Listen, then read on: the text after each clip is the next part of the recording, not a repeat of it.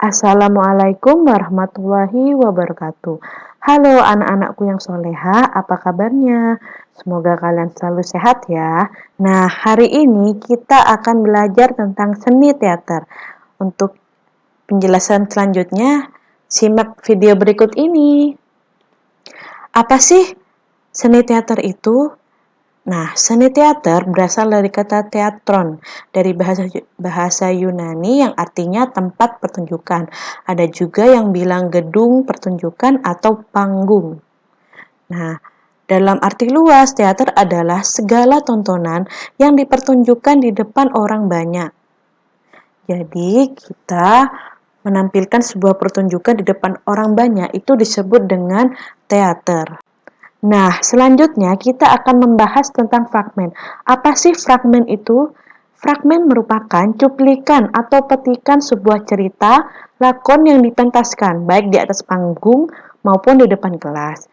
Jadi, fragmen itu hanya bagian kecil atau bagian inti dari semua pertunjukan teater kita. Misal, di dalam penampilan teater kita itu ada adegan pembuka, adegan klimaks atau inti, dan adegan penutup. Nah, fragmen ini hanya menampilkan inti dari sebuah pertunjukan kita. Itu disebut dengan fragmen. Biasanya fragmen ini durasinya atau waktunya tuh singkat karena hanya menampilkan bagian inti dari pertunjukan teater kita. Penampilan fragmen harus didukung oleh kemampuan dalam berakting. Nah, dalam berakting, kita harus memiliki teknik dasar akting. Apa saja teknik dasar akting itu? Yuk, dengarkan penjelasan Ustazah selanjutnya. Istilah akting sudah tidak asing bagi kita. Nah, apa sih itu akting? Akting adalah perwujudan peran sesuai dengan karakter yang diinginkan oleh naskah dan sutradara baik secara fisik maupun psikis. Nah, misalnya kita ingin mementaskan sebuah teater tentang bawang merah, bawang putih. Nah, kita tahu bawang merah itu adalah peran yang jahat atau antagonis. Nah, kita berusaha menyerupai seperti bawang merah. Padahal kita orang yang baik, orang yang jarang marah. Karena kita mendapat peran sebagai bawang merah, kita harus berusaha menjadi orang yang jahat, menjadi orang yang sesuai peran yang diinginkan oleh naskah. Nah, gimana sih agar kita bisa berakting dengan baik? Agar kita bisa berakting dengan baik, kita harus melakukan latihan. Nah, latihan ini meliputi olah tubuh, olah vokal, dan olah rasa. Kenapa sih kita harus melakukan olah tubuh agar dapat berakting dengan baik?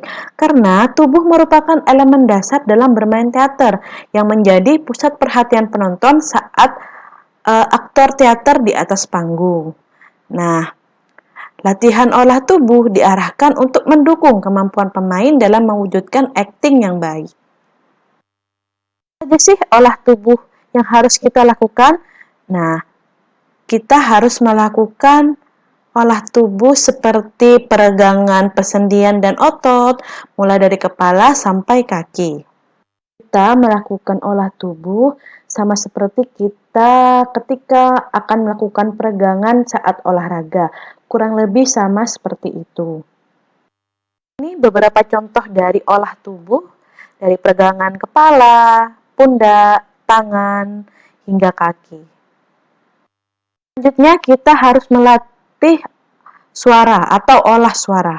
Kenapa? Karena suara merupakan faktor penting sebagai penyampai pesan kepada penonton ketika kita berakting dalam pementasan teater. Penguasaan intonasi, diksi, artikulasi, atau pengucapan harus jelas agar pesan yang ingin kita sampaikan ke penonton itu sampai. Latihan olah suara dapat dilakukan dengan pengucapan kata vokal seperti A, I, U, E, O sesuai dengan bentuk mulut. Nah, sekarang kita coba ya. Ucapkan kata-kata yang berhuruf vokal A. Contohnya mama, papa yang jelas ya. Kalau yang I, pipi, sisi. Nah, bisa kalian lakukan di buku kalian halaman 100. Dalam latihan olah suara, terutama yang berhubungan dengan membaca naskah atau puisi, perlu diperhatikan juga tekanan kata, jiwa kalimat, tempo, dan irama. Nah, ini contoh-contohnya ya.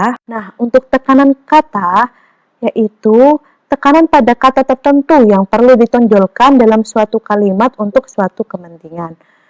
Nah, contohnya seperti ini. Nah, buka buku kalian halaman 101. Di situ ada tekanan kata. Ada kata-kata yang digaris bawahi. Kita lakukan penekanan kata pada kata yang digaris bawahi tersebut. Contohnya, 10 tahun yang lalu dia terbaring. Jadi yang ditekankan hanya kata-kata 10 karena yang digaris bawahi kata 10. Contoh yang kedua, 10 tahun yang lalu dia terbaring. Nah, contoh yang ketiga, 10 tahun yang lalu dia terbaring. Nah, sudah bisa membedakan? Nah, kita memberi suatu penekanan pada kata-kata tertentu. Nah, untuk yang contoh ini kita memberi tekanan pada kata-kata yang digaris bawahi. Selanjutnya, jiwa kalimat yang merupakan usaha atau teknik menghidupkan kalimat dengan bantuan emosi suara. Nah, kita contoh ya. Jadi, kita memberi jiwa kepada kata-kata yang kita akan ucapkan. Misalnya, contoh kata apa? Kita beri jiwa atau kita beri perasaan dia dengan sedih. Contohnya seperti ini. Apa? Jadi kalian mengucapkannya itu dengan perasaan sedih. Nah, itu namanya jiwa kalimat. Nah, kalau yang gembira, contohnya apa? Nah, jadi kalian mengucapkan dengan nada-nada gembira.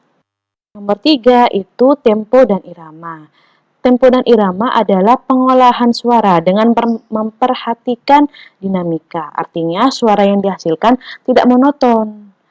Nah, contohnya ada lambat, ada yang cepat, ada yang tegas, ada yang didayu-dayu. Contohnya seperti ini.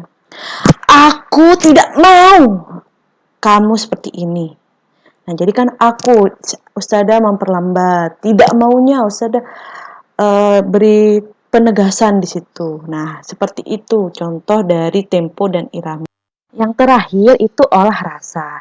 Nah, di mana acting itu pada dasarnya menampilkan keindahan dan keterampilan seseorang aktor dalam mewujudkan berbagai pikiran, emosi, perasaan, dan sosok peran yang sedang dimainkan dalam sebuah karakter. Jadi, kita harus berkonsentrasi. Kita harus memikirkan bagaimana kita memasuki peran tersebut. Kita berandai-andai kita seperti peran yang kita akan mainkan. Jadi kita harus berlatih konsentrasi, perasaan, emosi dengan latihan olah rasa. Olah rasa terdiri dari 3, yaitu latihan konsentrasi, latihan imajinasi, dan latihan ingatan emosi. Latihan konsentrasi yaitu latihan memusatkan pikiran pada suatu objek dengan tujuan. Misalnya kalian melatih konsentrasi kalian menghafal naskah atau tempat kalian di panggung atau lawan main kalian dengan naskah seperti ini siapa. Kalian harus melatih konsentrasi kalian agar ketika kalian penampilan teater kalian tidak blank dan lancar. Yang kedua, latihan imajinasi, yaitu latihan mengolah daya pikir kalian. Kalian seolah berhayal bagaimana ketika peran tersebut kalian rasakan. Kalian masuk ke dalam peran yang kalian mainkan. Misalnya kalian memainkan seorang yang miskin. Kalian bagaimana sih perasaan menjadi orang miskin yang tidak mempunyai uang, tidak bisa makan. Nah, kalian menggunakan imajinasi kalian untuk merasakan hal tersebut. Yang terakhir, latihan ingatan emosi adalah latihan mengingat lagi berbagai emosi yang pernah kamu alami atau pernah melihat orang lain dengan emosinya. Seperti melihat orang lain sedih, kalian amati, mungkin kalian tidak pernah merasakan sedih, jadi kalian bisa mengamati di siapapun yang pernah kalian lihat yang lagi sedih, kalian amati, oh begini ketika orang lagi sedih. Jadi kalian bisa lebih mendalami peran ketika kalian sedih. Materi seni teater memperagakan adegan fragmen, semoga bermanfaat. Apabila ada yang ditanyakan atau kurang mengerti, bisa tanya langsung ke Ustazah, jangan malu-malu ya. Kurang lebihnya mohon maaf. Wassalamualaikum warahmatullahi wabarakatuh.